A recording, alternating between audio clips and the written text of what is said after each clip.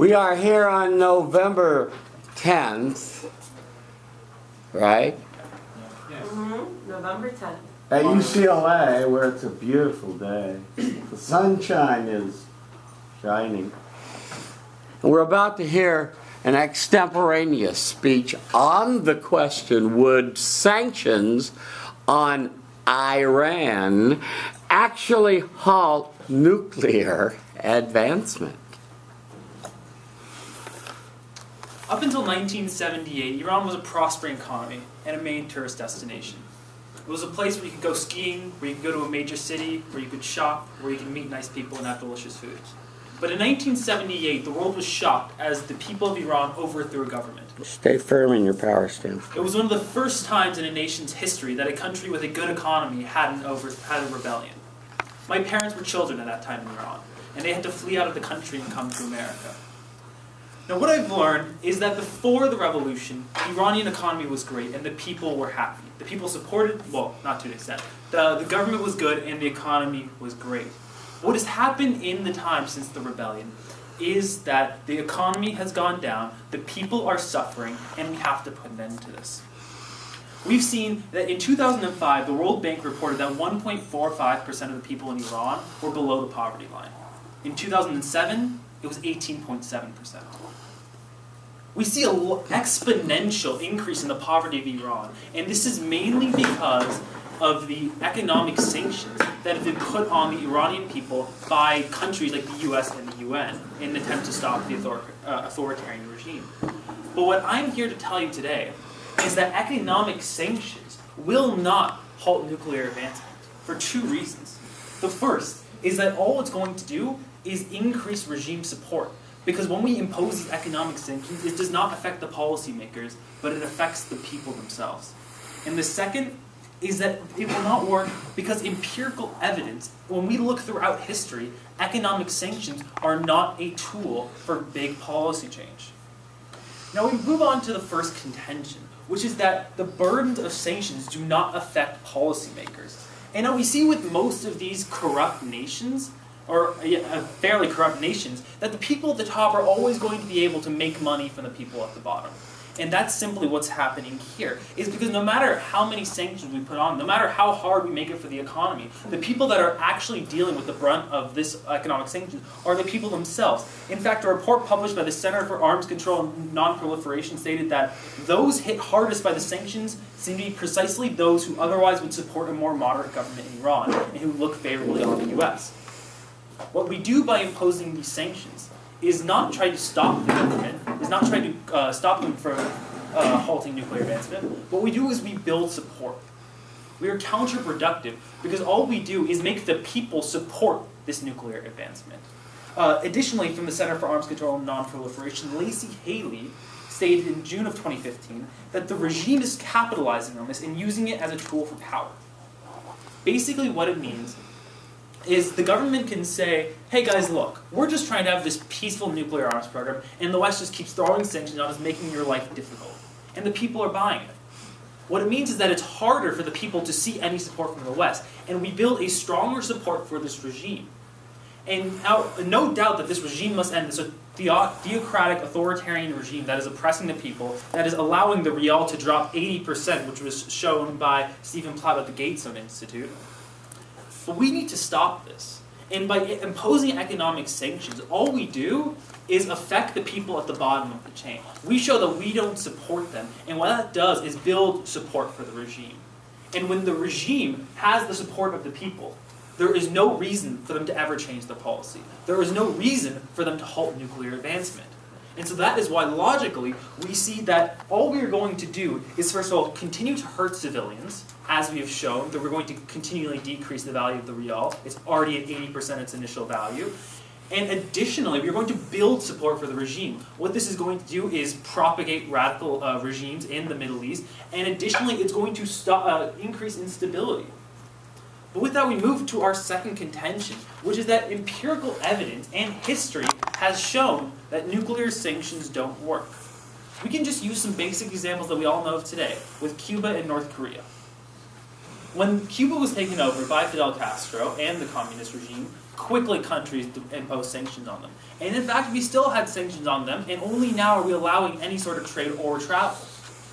But we see that through those 50 years of economic sanctions, never did we see the fall of communism. Never did we see a radical change in the actual governmental policy. All we saw was an oppressed people who lived life like it was in the 50s. And additionally, when we see North Korea, we tried the same thing we're doing with Iran. We say we're going to put economic sanctions until you stop your nuclear development, until you help the people, until you stop being so oppressive. And that didn't work at all. In fact, North Korea now has nuclear capabilities. What we show is that empirically, with just US examples in the past 10, 20 years, it doesn't work. And now, in addition to this, we'll show, additionally, we can look at the UN in Iraq, where Resolution 661 and 687 banned foreigners from trading anything except medical supplies and food goods with Iraq. And this was an attempt to prevent Saddam Hussein from genociding the Kurds. However, as you saw, this did not go very well, where he continued his use of chemical weapons like mustard gas. He continued the slaughter of people until we eventually needed military intervention, which may be debatable whether that was good or not, but it was necessary to stop the genocide. Now, the final thing we want to look at is a meta-analysis. Now, what I've shown you so far is how within the past 20 years, we've shown that economic sanctions have not worked. And we look at meta-analysis done by Robert A. Pape of Stanford, which has shown up until 1997 that it has historically never worked. Now, although I will give it that 1997 is a bit outdated, but because it is looking at 115 different cases, we use it as a valuable point of reference. Where before, in 1985 was the first time we actually started to see people support economic sanctions, and this was by what was called the Hufbauer, Schott, and Elliott support. What they found is that 34% of the time economic sanctions were used, they were a credible alternative. Now, Pape challenged this by proving that he re-examined the database and he challenged the causal logic, and what he found was that they did not take into account the characteristics of modern-day nation-states, and more importantly, the deductive logic that was used was extremely faulty. Now, what this means is that I have shown you two reasons overall why it's not going to work. One, because we are going to increase regime support, which is going to simply strengthen the nuclear program, because now the people want it. Additionally, we are going to increase the oppression on the people. And more importantly, in our second condition, we have shown that history just shows that they do not work. Now, you should have no doubt in your mind that they're not going to work. What we need to do now is to try to bring Iran back to what it was in the past, what it was before the revolution. Now, the way we can do this is by supporting the people and by supporting the economy to have a peaceful change from the authoritarian regime, not by hurting the people themselves. Thank you. Okay, stick there for some feedback. Thank you very much. That was 7:23. Sorry. Okay. People are People dying in Iraq, so you have freedom and liberty. 30 seconds. 30 seconds. Half 30 clock. seconds, and then you have 7:15. All right, let's start here with a positive comment. Hi, I'm Bridget. Hi, Bridget. I think you have really good vocal intonation. That's what it's called, right? When you vary your pitch, and I don't know. I like your pacing a lot too. Good pacing and vocal intonation. How can you be more effective next time? Hi, my name is Jasmine. Hi, Jasmine. I really like that you had a connection to your paper, obviously, but something I would work on. You kind of move a lot, a power stance would be nice, and maybe I don't think you needed your notes too much. So. Yeah. It hurts your credibility. I felt you wanted to make reference and cite your evidence, right? So that was why you did that. You gave some personal examples of your family, and that would have been useful to bring that back or tie back to that in the end. You took the position that sanctions don't work, and of halting nuclear advancement, and you gave us a preview that they increase regime support, and empirical evidence shows, at least a little bit old evidence, that it does not work.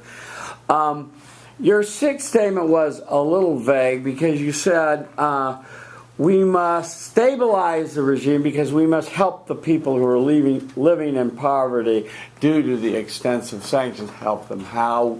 We don't really know. It's kind of left in the air. So, that was left something to be desired. On your evidence for your support of be careful of sounding too debaterish when you're making my contention, my argument, that sort of thing. You fostered good evidence. You got Cuba and North Korea in there. That was good. The meta-analysis had to get rushed because it came kind of late, so that was tough. Let's talk to you about making this speech a little more sticky. Okay? Let's start at the top with simplicity. How could you have simplified your message to make your message simpler? How could I have made a message simpler? Yeah.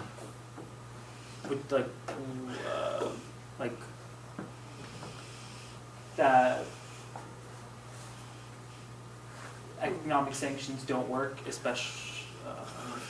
History has shown that economic sanctions don't work. All it will do is strengthen the support for the regime.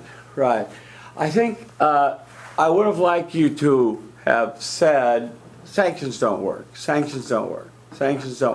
repeatedly after each of your examples and at the end of your A subpoint, so we really know. And I want you to be kind of careful. You talked about something called meta-analysis. Does everyone know what meta-analysis is?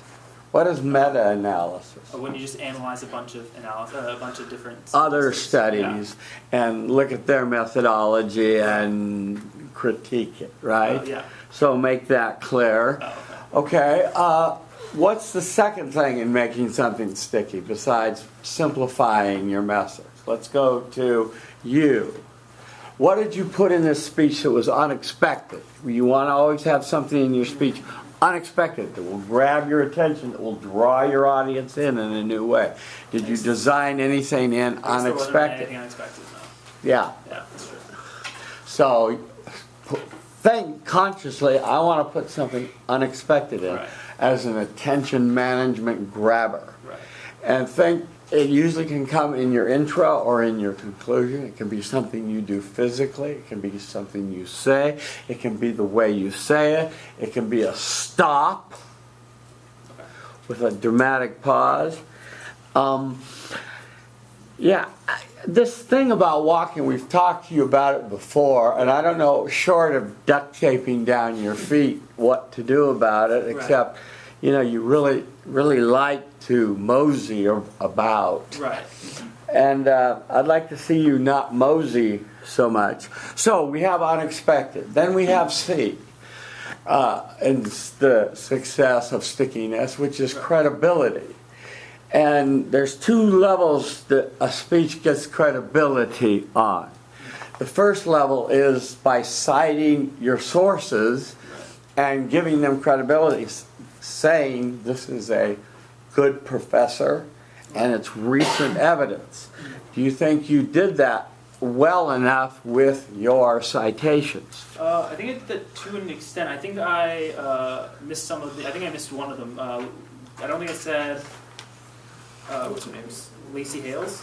Yeah. I don't think I said her qualifications. Right, and it can be just a professor, Lacey Hales, at Harvard, did the study, just quick thing, everyone goes, oh, whoa, yeah, okay. Got it, in 2015. Yeah. So, something. And then your own credibility. And what are the three components of a source credibility, folks? What are the three sources of a source credibility? What are the three components of credibility? What are the three dimensions of credibility? Expertise, Yes. dynamism, and another one. Trustworthy.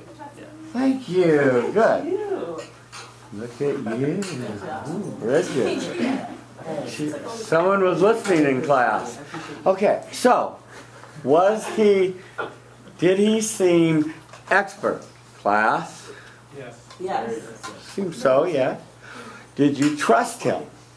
Yes. Seemingly. Seems sincere. Okay, what about the dynamism? Was he interesting to listen to? I guess so. Maybe some more. I guess so. Maybe some more dynamism. Right, okay. Up and down, a little more emphatic at times. Definitely. A little more passion. Sure. Yeah. So what's the second C in success to make a speech sticky? Hello, anybody? Help this young man out. Creativity? Concrete. Make it concrete. Right? We don't want to get too abstract, like we're using words like meta-analysis. We don't want to get, we want to keep it, use metaphors. We want to make it real concrete for our audience. And speak of the English, yes, that's good. Okay, concrete, not too abstract. How would you judge him on this level? Pretty concrete? Concrete. So. So.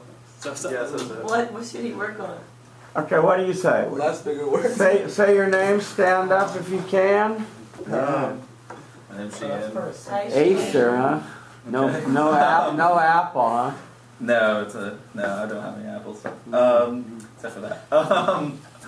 Okay, concreteness. I think the meta-analysis point was entirely abstract, which I like abstract stuff, but not concrete.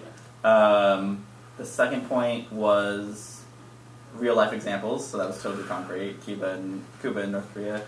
The first point was that it supports the regime, and that also seemed abstract to me because it was theoretically supports the regime, and I didn't come out really believing that it does.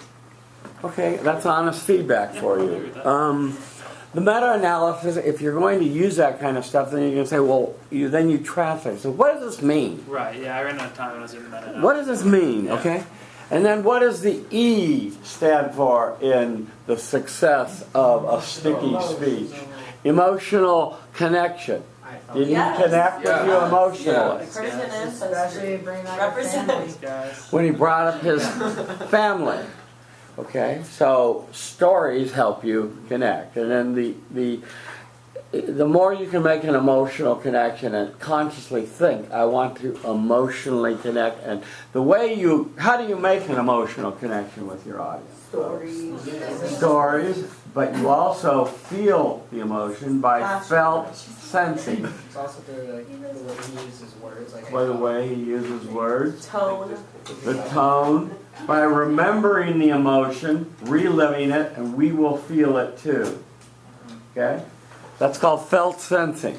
And that's what we're looking for you to do more of. And then stories and more stories. I think we could have had more stories in here about how Korea cheated or Iran cheats, that sort of thing. Those would have made this more vivid. Your goals were to persuade people and to speak slowly. How'd it go? I spoke slower than I usually do. Okay, good. I want you to consciously go for that. Yeah. And consciously, I think I would like to see your next speech put a actual stop in your presentation. And don't be afraid of a silent beat. Right. And the second reason I want to tell you about is that. Okay? All right, thank you very much. Okay, can the next person be putting their thing up on the board, please? Thank you very much. Wow! Yeah! Is this your third speech you're getting ready for? No! It's her second. I remember her speeches. I'm like, Bridget, this is Extemp 2, right? Yes. Somebody I don't know what you do about my What? listen. I'm just gonna watch them do this. Yeah, okay, good. Can you, your white sweater is clashing with the white bracket. Yeah, can you take it off so you can show up on the camera? Thank you. Have you ever been to Disney? Good, better, Yeah. perfect. Let me just get you focused. Second. Okay, there you go. Too loud.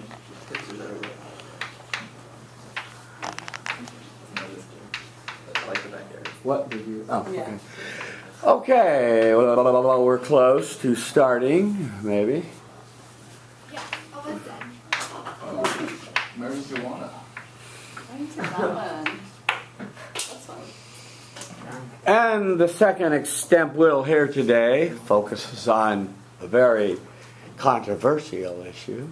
Should the Ferguson Police Department start from scratch?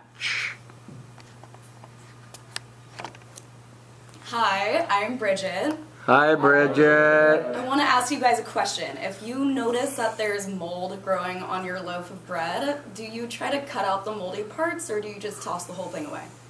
Toss it away. Thank you. We don't have gross people in here, that's good. Okay, so I want to use this metaphor and extend it to police departments and look at some historical examples of police departments where they toss the whole loaf of bread, so to speak. Let's go back to Camden, New York, 1857, when the municipals were replaced by the metropolitans because of widespread cronyism and patronism. And then all the way up until 2012 in Jennings, Missouri, the entire department was disbanded because of widespread racial bias. And one of the officers who was fired actually was named Darren Wilson, and he found a new job at the Ferguson Police Department, encountered a young man named Michael Brown, and we know the story from there. That's what ignited this whole fire over the Ferguson Police Department in the first place. So the question I want to answer today is, should the Ferguson Police Department start from scratch? My answer is yes, because it has so many problems. And the first problem is the racial bias, the first problem is the use of excessive force, the second problem is the racial bias, and the third problem is their participation in poverty profiteering. Why is this significant? It's significant because we're dealing with the paradox of an institution whose main goal is to serve and protect, yet at the same time is guilty of one of the biggest crimes of them all, and that's the crime of violating our constitutional rights. So the first reason why I believe that the Ferguson Police Department should start from scratch is because of the history of excessive force. According to the investigation in the Ferguson Police Department that was done by the Department of Justice on March 4th, 2015, Ferguson officers interpret exercises of freedom of speech as insubordination, harmless movements as physical threats, and signs of mental or physical illness as belligerence. And police supervisors do little to respond meaningfully to complaints of officer misconduct. So what we have is the result of First and Fourth Amendments being violated across the board in the city of Ferguson. And victims of these kind of violations are multiple. One of them was a 12-year-old boy who one day was checking his family's mailbox and was confronted by several officers. According to an article that was written in the Washington Post on August 30th, 2014, the officers were talking to the young boy, and the next thing was that they were restraining him.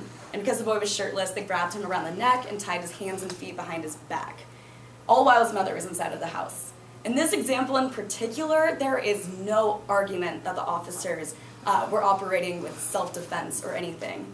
I think that moving forward with the police department that should replace this one, body cameras should be mandated as a means of significantly reducing this kind of excessive force. Now, the second reason that I believe that the Ferguson Police Department should start from scratch is the fact that there is a very real racial bias within the institution. And the evidence for this is just in the numbers. According to the Department of Justice report on March 4th, 2015, despite making up only 2/3 of the population, African Americans account for 85% of all stops, 90% of all tickets, and 93% of all arrests. And in instances that hinge on officer discretion, like jaywalking, African Americans account for 95% of all arrests. Now, if this evidence isn't sufficient enough, there's even more substantial evidence in an article that was written in the New York Times on December 11th, 2014, that said that there were emails that circulated around the office on their government email accounts that had racial jokes in it. One such jokes that Obama wouldn't be president for long because what black man could hold a job for longer than 4 years. And another jokes that African American women getting abortions would be a good means to curb crime.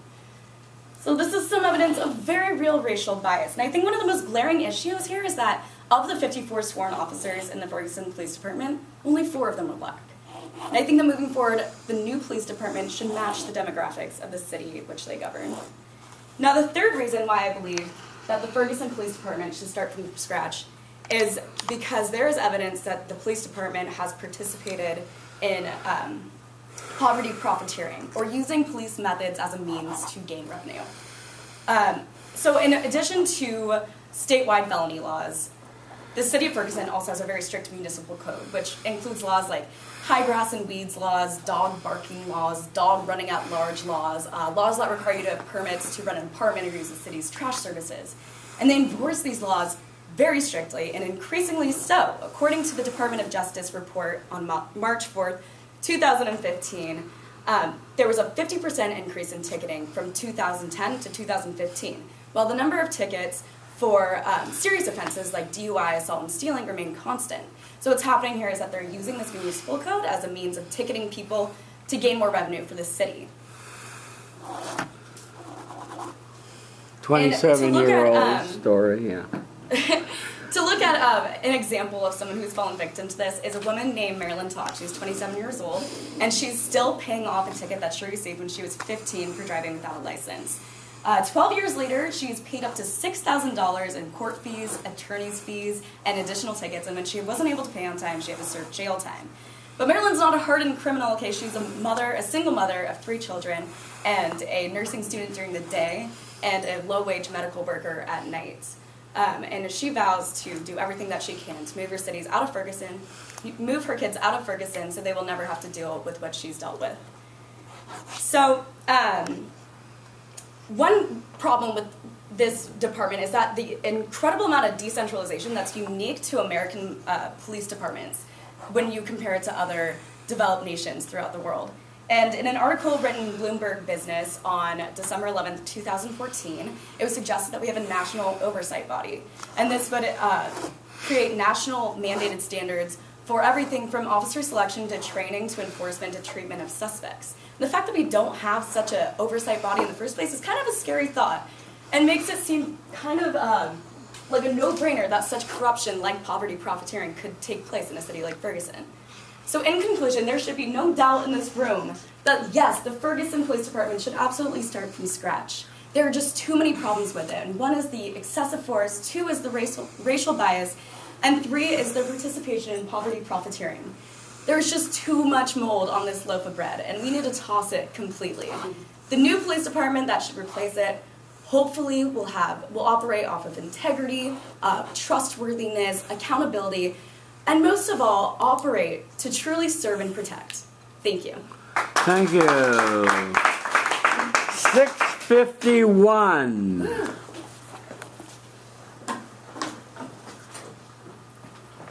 Hi, my name is Carolyn. Hi, Carolyn. I really liked your speech. Your vocal writing was great.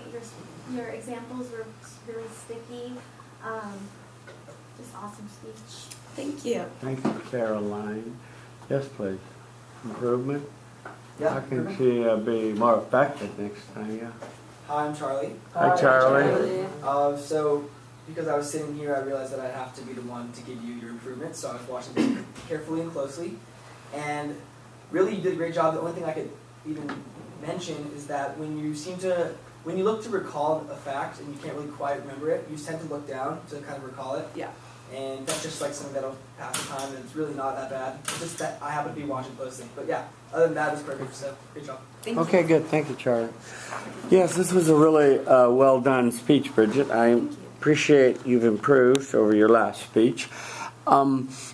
I like the opening of the bread, although some frugal people would cut away the mold and still eat it. But, most people agreed with you. You toss the damn thing, So that worked well. You got the desired response that you wanted. You stated the question and you said, my answer is an emphatic yes. So really stress your position. And you gave 3 reasons, and work on excessive force, ingrained racial bias, and poverty profiteering, right? So get that emphatic stuff going and on the key elements of your words. The Department of Justice report was fairly damning the way you presented it, and I like the way you went from the big report to then a story, which brought it home. And folks, it's important that you go from the empirical, the statistical, to a story, not the other way around. So that was well done. The Washington Post, although you didn't make it clear, was about Ferguson, right? Yes. So you need to say, in talking about Ferguson, they concluded that the police were restraining, and make it clear that wasn't some other thing. And then you threw in body cameras, which was a good step in the reconstitution of a police department, or whatever's going to happen there. You quote pretty extensively from this Department of Justice police for your second reason of this, this whole, all these excessive racial bias of, they seem to pick out minorities to enforce these laws against, and that was pretty damning evidence. Although the New York Times, and you had your specific two examples, be careful of a hasty generalization there, but it was damning nonetheless. People don't like to hear those things being run on government email accounts, so that was good. I don't necessarily think, should match the demographics of them. I don't necessarily think because a person is white, they're automatically assumed to be racist. Okay? I agree with that, yeah. So, I think it's going to be a tough road to hoe in Ferguson to get the demographics of a police department that matches the demographics of that community. More how, it should just be more similar, more reflective. More reflective, yeah. On your poverty profiteering, I thought this was damning. Again, you started with the great study of the statistical truth, and then the story of Marilyn Todd. So you started with statistical and then had a story. It was really excellent. You couldn't help but, the statistics come alive, and your chapter in your text has a really excellent section on how to deal most effectively with statistics, especially to use them to make comparisons. The Bloomberg article, you had a little trouble getting out and working it up and working it in, but I guess this was going to be your big overarching solution for how it should be restarted, right? That's where you were going with that. Your summary was good. Your conclusion and tieback were good. Did you have 3 goals? What's it do? They're at the bottom. They're at the bottom. They're on the Okay, second page. here they are, right here. I found them. Cite your sources with the dates and tell stories. You have a habit of doing this quite often, so watch yourself tonight. You'll see that on YouTube. But overall, it was an excellent job. You did really well. Thank you, Bridget. Thank you. Okay. Will the next mystery guest sign in, please?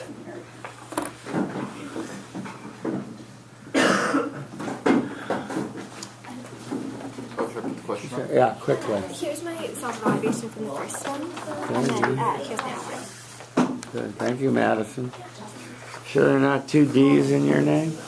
Positive, just one. That's fine. Sorry about that. That would make you stand out, huh? I don't know, I've never met anyone with 2 D's. I know it's a thing, but I've never met anyone. Yeah, there was a girl on the debate team that had 2 D's. She goes to Berkeley Law now. Oh, good for her. Yeah. Nice.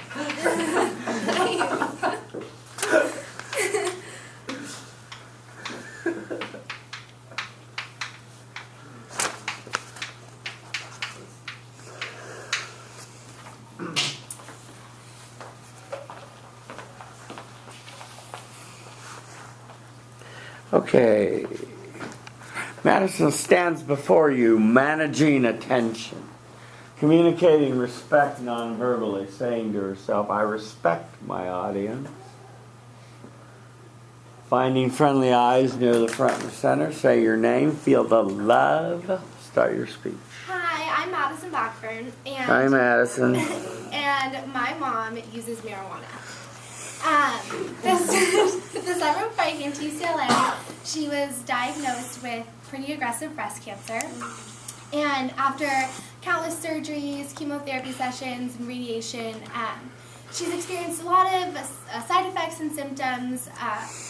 Some of the obvious, like nausea and vomiting, sores and blisters all over her chest, the size of my hand, and terrible neuropathy in her arms and legs.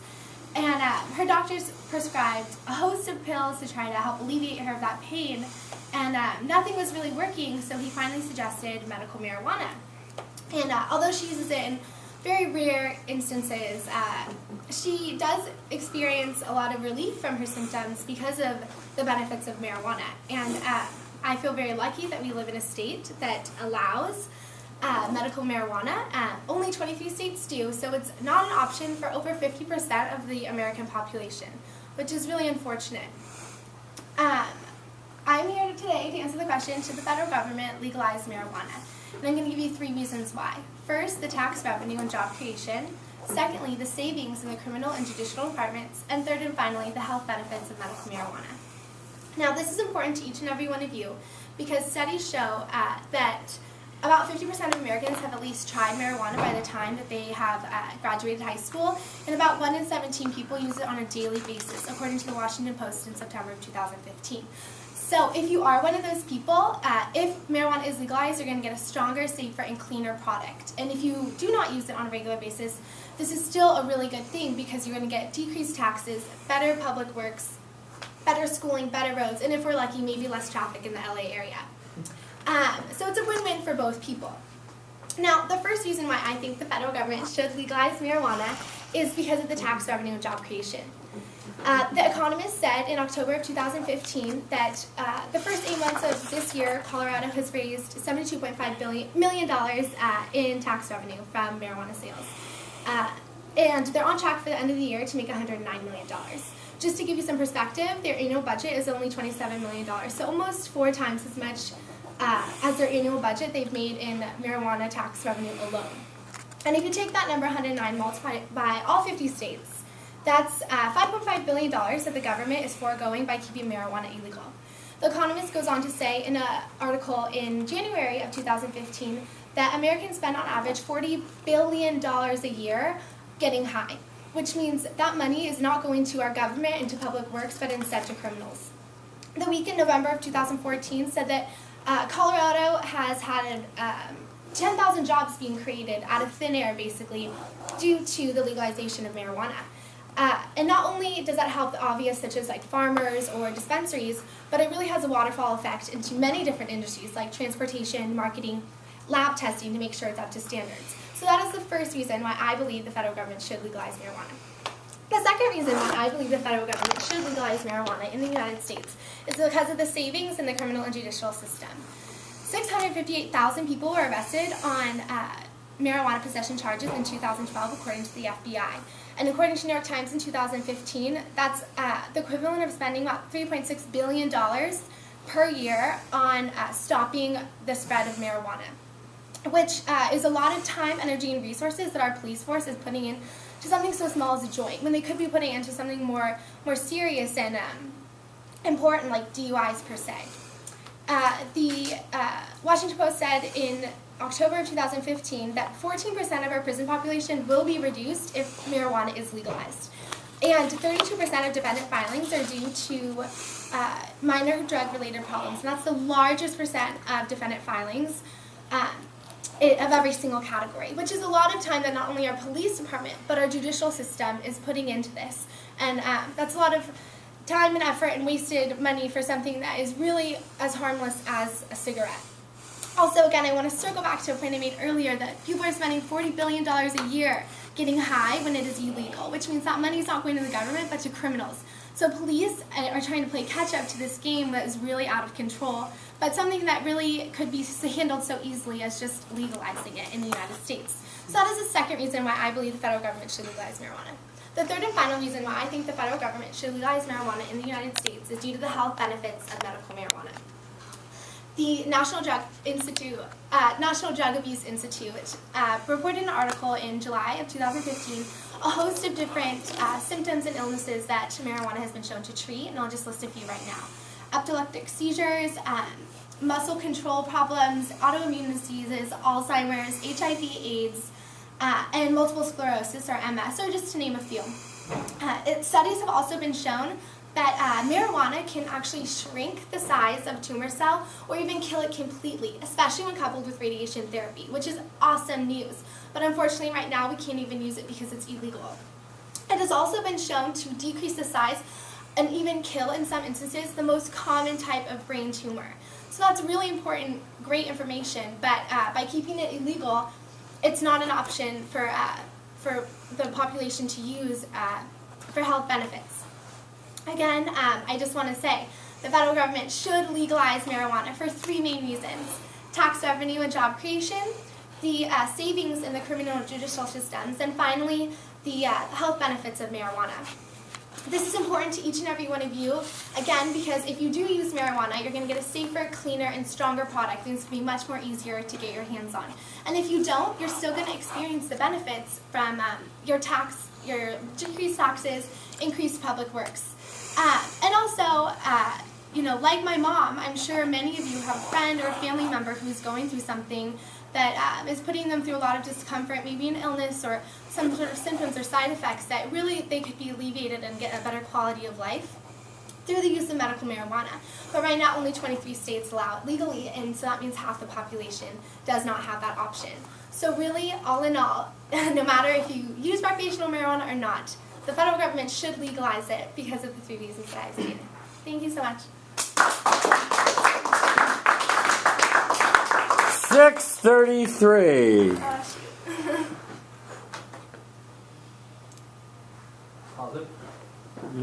What'd you like? Hi guys, I'm Jeremy. Hi, Jeremy. I really like that you opened with such a personal story about your mom, and I know that at first everybody kind of chuckled, and it can be kind of awkward to talk about something so personal as People chuckle at her mother. maybe no, not. No, it's okay. It was supposed to be funny. It was supposed to be funny. Just chuckled at like just the way it opened. It was very unexpected. Oh, her dramatic first act. Right, her very first. My mom smokes pot. Right, exactly. Like she's a pothead. Which I'm sure, That's good, yeah. virtually nobody expected a statement like that to open it up. That was unexpected. Yeah, I thought that it really made it sticky, and it really brought everybody in and wanting to hear more about not just your mom's situation, but what you had to say about legalizing marijuana as a whole. So good job. Thank you. Great job. Okay, improvement. Hi, I'm Nick. Hi, Nick. I thought you did a great job. I thought you memorized your facts really well. It took you a second to kind of recall those, and in those like seconds between recalling facts, you would kind of stutter a little bit. So I just think that working on, I'm doing it right now, but like not saying and Yeah. like knowing everything so well that it's just coming off like that, and not having those transitional phrases would really help. Thank you, Nick. Thanks. Madison, really fine job, really good improvement, I thought. Let's go to your dramatic and unexpected opening. My mother uses marijuana. Wow, that was good. Thank you. Unexpected. And then you went into the story of her aggressive breast cancer and the difficulties that come with that. I'm very sorry about that. I wasn't chuckling. And That's okay if you laugh. That's okay. and I'm glad that she was getting relief. So that was a good, very powerful personal testimony. When you watch yourself stop swaying and stay in the power stance, relax your arms. When you watch yourself tonight on YouTube, you're going to see that you didn't say My answer is yes. You didn't take your position clearly. We all kind of knew you were for it. But make it real clear by saying that emphatic yes, or as the way Austin said, no. Okay. And your 3 reasons were good. Just underline with your voice certain keywords. Increase billions in revenue. Thousands of jobs, okay? Decrease spending for criminal justice, and so forth. Helping patients in need. I thought your 6th statement was excellent. I thought you played it well for your audience and gave them much to chew on, to think about benefits to them. So I thought you understood the concept of a significant statement and making it significant to the audience. So that was well done. On your main body, revenue and taxation, very impressive statistics from Colorado. $44 million collected, 72 million in the first 8 months, and only state budget's only 27 million. That was impressive. From The Economist, which is a high credibility source, so that was good. You have sometimes watch yourself when you see yourself saying this. Sometimes you put the quote at the end, said words from at the end instead of the beginning. It's okay, but sometimes The Economist in 2015 noted that, and then you lead with it. Okay. Maybe a little better. Create thousands of jobs. Good. Didn't get a story there, but it still was powerful. On the judicial, we've heard these statistics, how much we're spending. I think some of this has changed, but still we're spending too much. And I'm not so sure about we're going to get that many people out of jail, but maybe we won't put that many in anymore. Yeah, so that was good. And then the medical benefits, you listed all the different illnesses that were helped by the medical marijuana, so that was good. And that was, I would have liked to have had a little citation from that, where exactly that came from. It all came from the same website. The same website, Yeah. Okay, yeah. What is it? National Institute on Drug Abuse? Yeah, okay. And the brain tumor thing was very impressive. And you could have just recited your mom. I remember my mother. And the story. Summary with an A, not an E. And your summary, you say in summary, and it was an excellent summary. Your conclusion was good, and your tie back. I was hoping for a clever tie back. So remember, my mother smokes pot, but she has a good reason for doing so. And like my mom, you tie back to that. Your canais, your constant, never-ending improvement goals were to talk louder, to stay in the power stance, to slow down, and to enunciate. How'd it go? I talked way too fast. In practice, I went overtime, and then... No, you didn't go overtime. But like when I was practicing at home, at home. I went overtime, and now I went way under. So Way I under. obviously talked way too Yeah, fast. because I'm giving everyone 7:15, so you had 45 seconds. You could have. Yeah. I noticed you slowed down in the end, so that was fine. But I talked too fast, yeah. Yeah. Definitely a time to fit. If you set sort of spots where you want to be by certain points in your speech, you want to be halfway by there, and you can kind of adjust your speed that way. That would be good. Just real quick looking at, I thought you had a simple message. I thought the unexpected was excellent. I thought we had credible sources cited. I thought you were credible.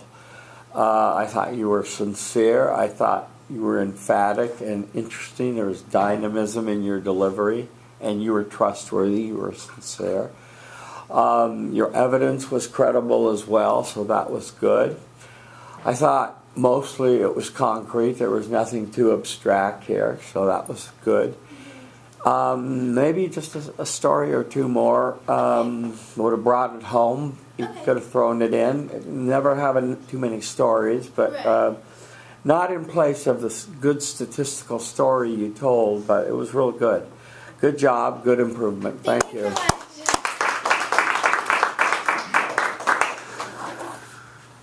Question? Yes. Question for these speeches. Yes. Do we give a plan of action or example? Can we give a plan of action? Why is my camera on reserve at 50 minutes? Okay, I have to change the battery. This is my self-evaluation summary for my last speech. Cody, do you have the examples that you have? Okay, can the next person put their their thing on the board, please? So you just send it to me. Next person. Who's next? Who's next? Who's next? Who's next? Who's the next person? Oh, you mean rewriting? No, but who's after this gentleman on ISIS? Who's doing extemporaneous? Oh, I have to call on somebody today? Okay, good. I'll call on somebody. Yeah, okay, that's fine. Jesus Christ. Okay, wait a minute. The battery's out, so we'll have to change the battery, unfortunately.